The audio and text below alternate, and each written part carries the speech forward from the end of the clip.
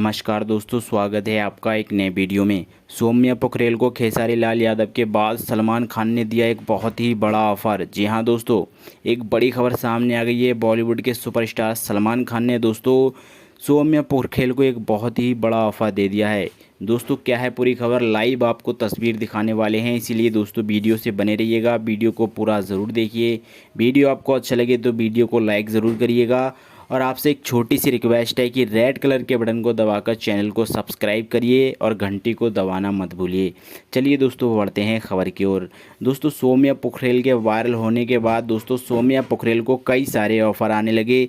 दोस्तों वहीं सौम्या पोखरेल कई सारे सॉन्ग में भी नजर आने लगी। दोस्तों खेसारी लाल यादव की टैटू गर्ल के नाम से जाने वाली सौम्या पोखरेल को आज दोस्तों बॉलीवुड के सुपरस्टार सलमान खान ने एक बड़ा ऑफर दे दिया है।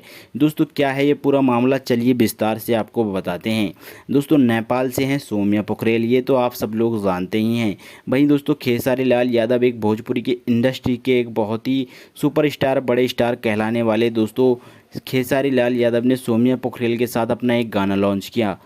वहीं दोस्तों बॉलीवुड के सुपरस्टार सलमान खान उनकी एक्टिंग से इतना ज़्यादा इम्प्रेस हुए और उनका गाना देखकर जम की तारीफ करते हुए नजर आए और सौम्या पोखरेल को एक ऑफ़र दे दिया कि वो उनके साथ एक गाना करें। लेकिन दोस्तों हम आपको बता दें ये बिल्कुल झूठ खबर है और इसमें दोस्तों बिल्कुल कन्फर्म नहीं है, क्योंकि दोस्तों ये खबर जो है सोशल मीडिया से निकल कर आ रही है। अभी तक दोस्तों सलमान खान ने सौम्या पोखरेल को कोई ऑफ़र नहीं दिया है, लेकिन दोस्तों हो सकता है आने वाले दिनों में जब सौम्या पोखरेल बहुत अच्छे काम करे और बढ़िया बढ़िया सॉन्ग बनाए, वीडियोस बनाए, तो सलमान खान अपने सॉन्ग में, अपनी मूवी में उसको ले लें। वैसे दोस्तों आपको क्या लगता है कि सौम्या पोखरेल को सलमान के साथ काम करना चाहिए या नहीं?